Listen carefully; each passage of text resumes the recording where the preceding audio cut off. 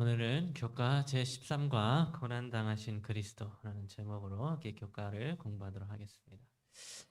네, 먼저 이번 교과의 기억절 마태복음 27장 46절에 있는 말씀을 함께 읽도록 하겠습니다. 마태복음 27장 46절에 있는 말씀 우리 함께 읽도록 하겠습니다. 시작. 제9시쯤에 예수께서 크게 소리질러 이르시되 엘리 엘리 라마 사박다니 하시니 이른 곧 나의 하나님 나의 하나님 어찌하여 나를 버리셨나이까 하는 뜻이라. 여러분 혹시 하나님께서 우리 인간이 고통을 당하거나 시련을 당할 때에 적극적으로 그 문제를 해결하시기 위하여 개입을 하시는 분이라고 그렇게 생각을 하십니까? 아니면 침묵을 하시고 그 고통의 문제에 개입하지 않으시는 그런 분이라고 생각을 하십니까? 여러분, 하나님께서 우리 사람의 고통에 침묵하시는, 아무 반응하지 않으시는 그런 분이라고 생각하십니까? 아니면 우리의 고통의 문제를 해결하시는, 적극적으로 해결하시는 그런 분이시라고 생각하십니까? 네, 여러분, 우리가 우리의 인생을 되돌아보면 하나님은 거의 대부분의 경우에 우리 사람의 고통의 문제에 침묵하신 것 같습니다. 여러분이 뭐 어딘가를 다쳐가지고 뭐 팔이 부러졌다든지 아니면 병에 걸렸다든지 해서 병원에서 아주 고생을 하게 되었다는 그런 생각을 한번 해보겠습니다. 그런데 그렇게 고생을 할 때에 하나님 제가 너무 아픕니다. 제 병이 얼른 낫게 해주세요 라고 간절히 기도하면 여러분 하나님께서 여러분의 부러진 팔이나 여러분의 걸린 병을 즉시로 낫게 하실까요? 뭐 제가 때때로 우리 성도님들 중에 아프신 분을 이렇게 병문안을 가기도 하는데 제가 그 병문안을 가서 성도님을 위해서 제가 정말 간절히 기도하면 하나님께서 그날 바로 아프신 성도님의 병을 낫게 하실까요? 하나님이 바로 아픈 성도님의 병을 고치시고 또 아픔과 고통의 문제를 즉시로 해결해 주십니까? 여러분 뭐 때때로 하나님께서는 뭐 진짜 놀라운 기적을 통하여 병을 즉시로 낫게 하시는 그런 기적을 행하시기도 하지만 사실 대부분의 경우 하나님께서는 우리 사람의 고통에 침묵하신다고 하는 사실을 확인할 수 있습니다. 우리가 그냥 생각해 볼 때에 하나님은 우리 사람이 고통당하고 시련당할 때에 그 일에 침묵하실 때가 많이 있다고 하는 것입니다. 그래서 어떤 재난이 닥치거나 위기 상황에 닥쳤을 때 예전에 대구 지하철에서 수많은 사람들이 불에 타서 죽게 되었던 그런 끔찍한 상황에서든지 아니면 세월호에 타고 있었던 학생들이 바다에 빠져 죽어가는 그런 안타까운 상황 속에서든지 하나님은 그런 인간의 고통의 문제에 개입하지 않으시고 오히려 침묵하시는 모습을 우리는 보게 되는 것입니다.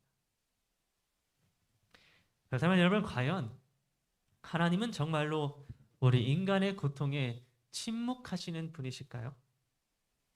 우리 사람이 이 땅에서 어떠한 고통과 고난을 당한다 할지라도 그저 아무런 상관도 하지 않으시고 침묵하시기만 하는 멀리서 지켜보시기만 하는 그런 하나님일까요? 여러분 오늘 우리가 살펴보게 될 교과의 내용에서는 하나님이 우리 인간의 고통의 문제에 침묵하시는 그런 하나님이 아니라 오히려 적극적으로 우리 개인의 고통의 문제에 적극적으로 개입하셔서 그 문제를 해결해 주시는 분이라고 하는 사실에 대하여 교과는 설명해 주고 있었습니다. 여러분 하나님은 우리 사람의 고통의 문제에 아무런 개입도 하지 않으시고 그저 저 멀리서 조용히 지켜보기만 하시는 그런 분이 아니라 사실은 아주 적극적으로 우리들의 고통의 문제에 개입하시고 또 우리들의 문제를 해결해 주시는 분이라고 하는 것입니다. 뭐 우리의 눈으로 볼 때 하나님은 우리 인간의 고통의 문제에 항상 침묵으로 일관하시는 것처럼 보이지만 하나님은 아주 특별한 방법을 통하여 우리 모든 인류의 고통의 문제에 적극적으로 개입하셨습니다. 특별히 우리 사람들의 어떤 자유의지를 침범하지 않으시는 동시에 인류의 모든 고통의 문제를 해결하시는 그러한 방법으로 우리 문제에 개입을 하셨는데 하나님께서 어떻게 우리 모든 인류의 고통의 문제를 해결해 주셨는지 지금부터 한번 살펴보도록 하겠습니다. 먼저 여러분, 우리가 이 땅에 성육신하셔서 오신 예수님의 모습을 살펴보게 되면, 예수님께서는 이 땅에 탄생하시는 그 순간부터 십자가에 달려 죽으시는 그 순간까지 언제나 고통을 당하시는 삶을 사셨음을 확인할 수 있습니다. 가장 먼저 예수님께서 이 땅에 성육신하신 것 자체가 고난의 시작이었다는 것을 우리는 알 수 있습니다. 요한복음 1장 5절은 그 사실에 대하여 이렇게 기록해 주고 있습니다. 빛이 어둠에 비치되 어둠이 깨닫지 못하더라. 여러분, 빛이신 예수님께서 이 땅에 사람의 모양으로 성육신하셔서 오셨을 때에 이 땅은 어둠 가운데 있었으므로 빛이신 예수님을 전혀 깨닫지 못하였습니다. 즉, 예수님은 이 땅에 오신 그 순간부터 예수님을 알지 못하고 깨닫지 못하는 세상 사람들로 인하여 고난이 시작되었다고 하는 것입니다. 요한복음 1장 11절은 그 사실에 대하여 이렇게 기록해 주고 있습니다. 자기 땅에 오매 자기 백성이 영접하지 아니하였으나. 여러분, 이 세상, 우리가 살고 있는 이 지구를 창조하신 분은 예수님이셨습니다. 그런데 그 창조주 하나님이 이 땅에 오셨을 때에 피조물들이, 창조를 받은 그 피조물들이 창조주를 영접하지 아니하였다라고 성경이 기록해 주고 있는 것입니다. 여러분, 우리가 이렇게 생각해 보면 누군가로부터 환영을 받지 못하는 것만큼 굉장히 불편하고도 고통스러운 일이 없습니다. 모르는 사람들로부터 환영받지 못하는 것도 괴로운 일인데, 여러분, 지금 예수님은 자기가 가장 사랑하는 사람들로부터 거절을 당하고 환영을 받지 못하게 되셨던 것입니다. 그래서 예수님께서 이 땅에 오신 성육신 그 자체는 예수님의 고난의 시작을 알리게 되었습니다. 또한 예수님께서 이 땅에 아이로 탄생하셨을 때에 예수님은 그 탄생하는 날에도 고난을 당하셨습니다. 누가복음 2장 7절은 이렇게 기록하고 있습니다. 첫 아들을 낳아 강보로 싸서 구유에 뉘었으니 이는 여관에 머물 곳이 없음이로라. 여러분, 예수님은 태어날 때부터 가장 열악한 환경 속에서 고통을 당하셔야만 하였습니다.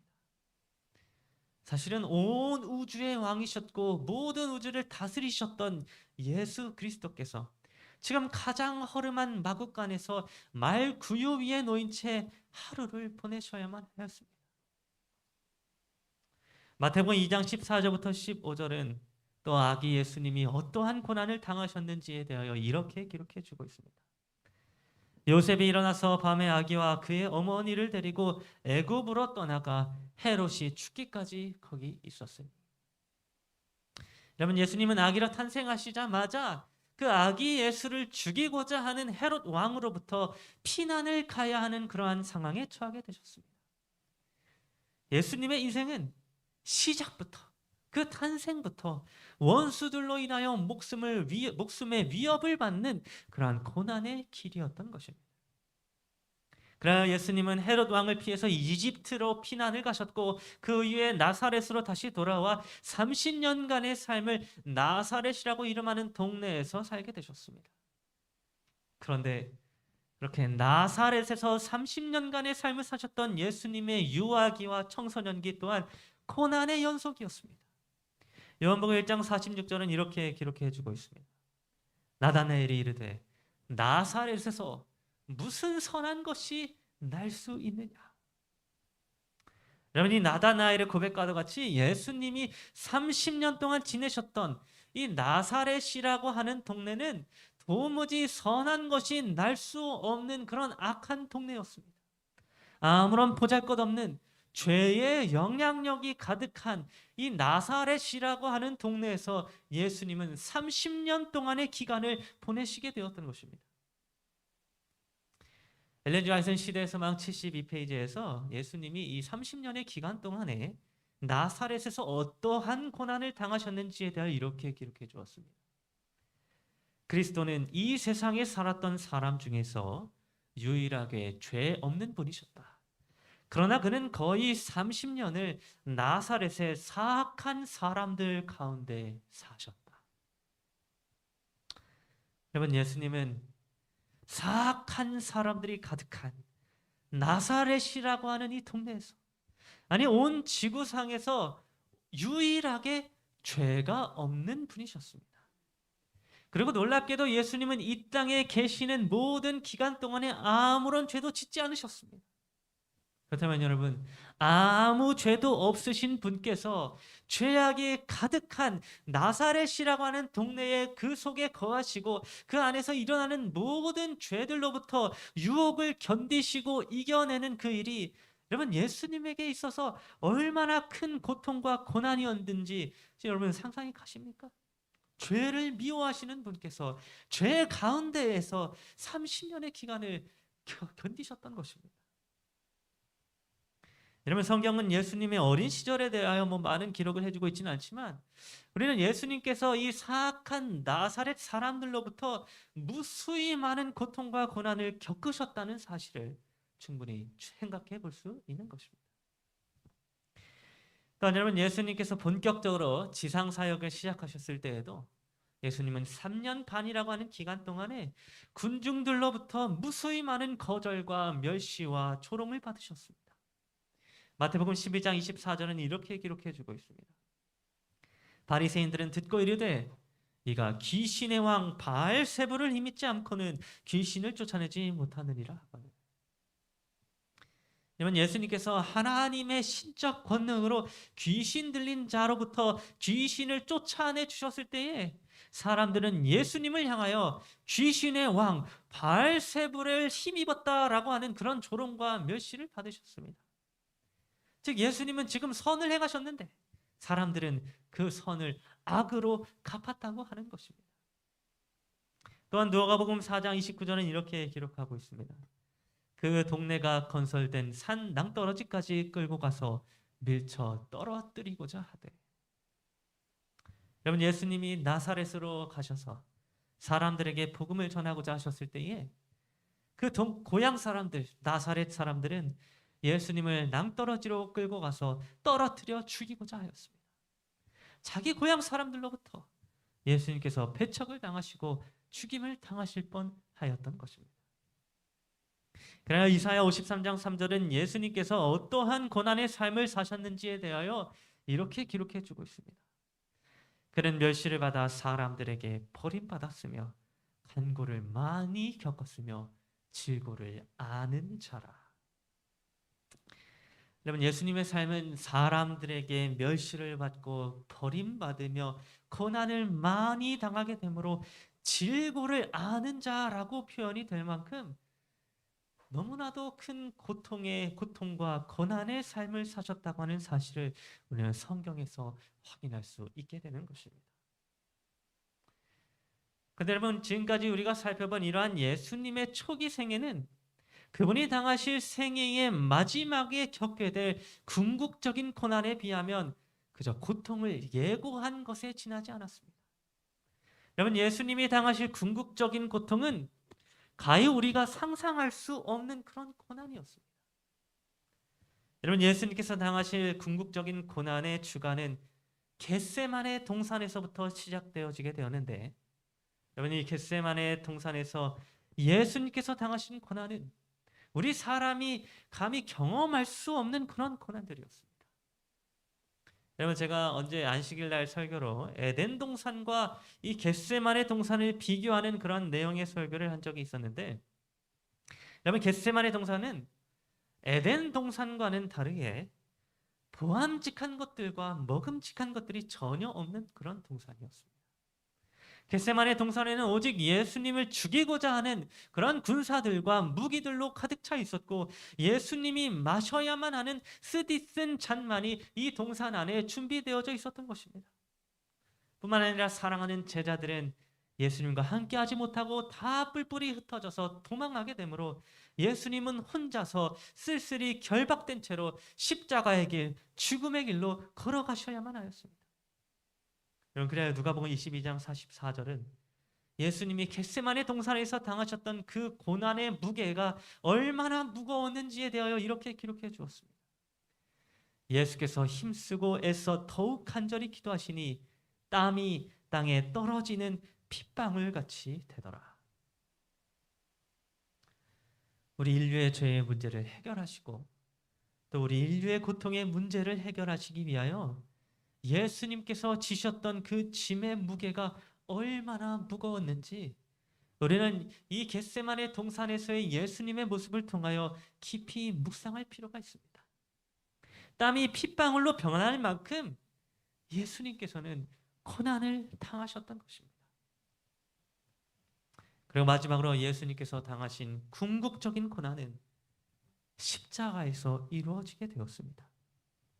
마태복음 15장 25절은 이렇게 기록해 주고 있습니다. 때가 제3시가 되어 십자가에 못 박으니라. 여러분, 먼저 예수님께서 이 십자가에 달리신 것은 예수님께 육체적인 고통을 가하였습니다. 그래서 로마의 스토아 철학자 세네카는 십자가 형벌에 대하여 이런 기록을 기록해 주었습니다.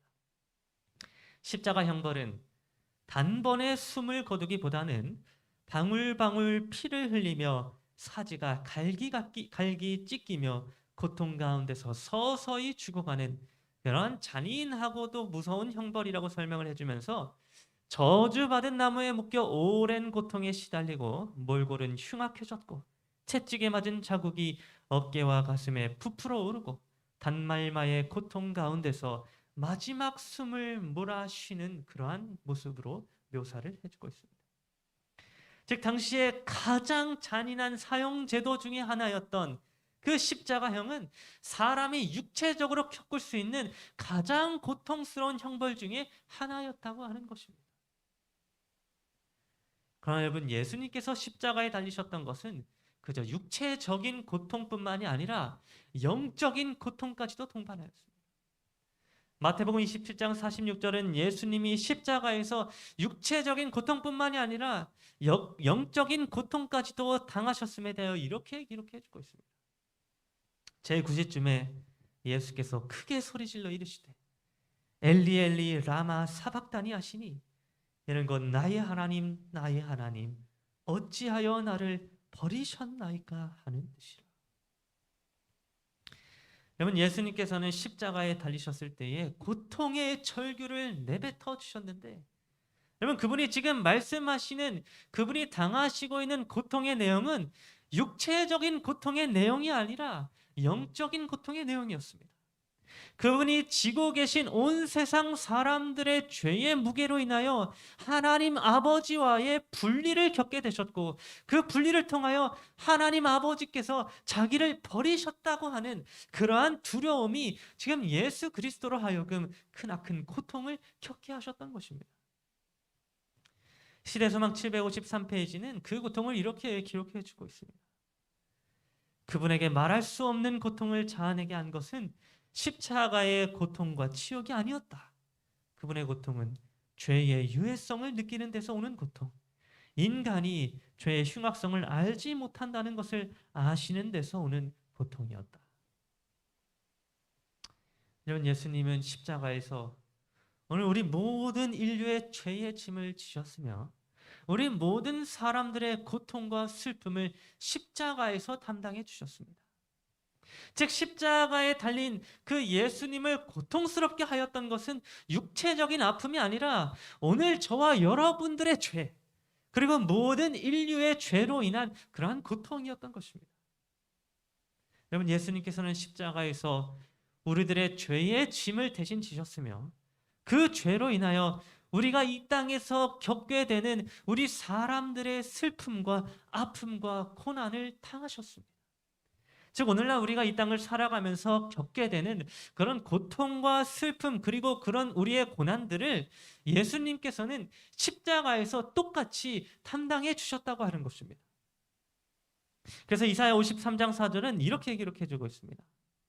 그는 실로 우리의 질고를 지고 우리의 슬픔을 당하였도다. 여러분, 오늘날 우리가 질고를 겪고 있는 것과 우리가 슬퍼하는 그 슬픔의 내용들을 예수님이 십자가에서 당하셨다고 하는 것입니다. 그래서 오늘 내가 만약에 슬퍼하고 있다면 예수님은 오늘 내가 슬퍼하고 있는 그 슬픔을 십자가에서 당하셨습니다. 오늘 내가 만약 고통스러워하고 있다면 예수님은 오늘 내가 당하고 있는 그 고통을 십자가에서 당하셨습니다. 이 세상에서 사람이 겪을 수 있는 크고 작은 모든 고통들과 시련들을 예수님은 십자가에서 동일하게 당하셨다고 하는 것입니다. 여러분, 예수님이 그렇게 우리 십자가에서 우리 모든 인류의 고통과 슬픔을 당하셨던 그 이유는 그렇게 자기의 몸을 십자가에 단번에 들이심으로 우리 사람들이 가지고 있는 모든 고통의 문제들을 해결하시기 위함이었습니다. 히브리서 10장 10절은 이렇게 기록해 주고 있습니다. 이 뜻을 따라 예수 그리스도의 몸을 단번에 들이심으로 말미암아 우리가 거룩함을 얻었노라. 여러분, 지금까지 우리는 예수 그리스도께서 어떻게 우리 인류의 고통의 문제에 개입하셨는지를 확인해 보았습니다. 여러분, 예수님은 오늘 우리가 겪고 있는 고통의 문제에 침묵하시거나 멀리서 그저 지켜보는 그런 분이 아니셨습니다. 우리가 아프고 병들었을 때에 우리의 아픔을 저기 멀리서 지켜보기만 하고 아무런 상관도 하지 않으시는 그런 분이 아니셨습니다. 예수님은 그 누구보다도 적극적으로 우리들의 고통의 문제를 해결하시기 위하여 개입하신 분이셨는데, 여러분, 우리는 그 사실을 예수님이 달리신 십자가에서 분명하게 확인하게 되는 것입니다. 여러분, 우리가 아플 때에 예수님은 함께 아파해 주셨습니다. 내가 슬플 때에 예수님은 함께 눈물을 흘려 주셨습니다. 또 내가 시련을 당하고 있을 때에 예수님은 그 시련의 아픔을 함께 견디셨습니다. 그러나 예수님은 우리 인류의 짐을 대신 지시고 십자가에 달려 죽으셨는데, 그와 같은 결과로 예수님은 우리에게 영원한 생명을 허락해 주셨습니다. 요한일서 2장 25절은 이렇게 기록해 주고 있습니다. 그가 우리에게 약속하신 것은 이것이니 곧 영원한 생명이라. 그러면 오늘날 우리가 겪고 있는 모든 고통의 문제들은 예수님의 십자가를 바라볼 때에 해결되어지게 될 것입니다. 우리에게 영원한 생명을 주시겠다고 하신 그 예수님의 약속을 믿고 우리가 십자가를 바라볼 때에 우리가 이 땅에서 겪게 되는 모든 고통의 문제들은 해결되어질 수 있는 것입니다. 그럼 오늘 저 여러분 모두가 시련의 때에 또는 고통의 때에 우리의 짐을 대신 지어주신 그런 예수 그리스도를 바라보게 되기를 간절히 바랍니다. 우리보다 더 큰 짐을 지시고 십자가에 달려 죽으신 예수 그리스도를 바라볼 때에, 그리고 우리에게 영원한 생명을 주시는 예수님의 약속을 믿을 때에 우리의 모든 고통의 문제는 해결되어지게 될 것입니다. 여러분, 저 여러분 모두가 바로 이러한 사실을 시련을 당할 때에 또 고통을 당할 때에 기억하게 되는 저 여러분 모두가 되기를 간절히 바라면서 오늘 교과 공부를 마치도록 하겠습니다.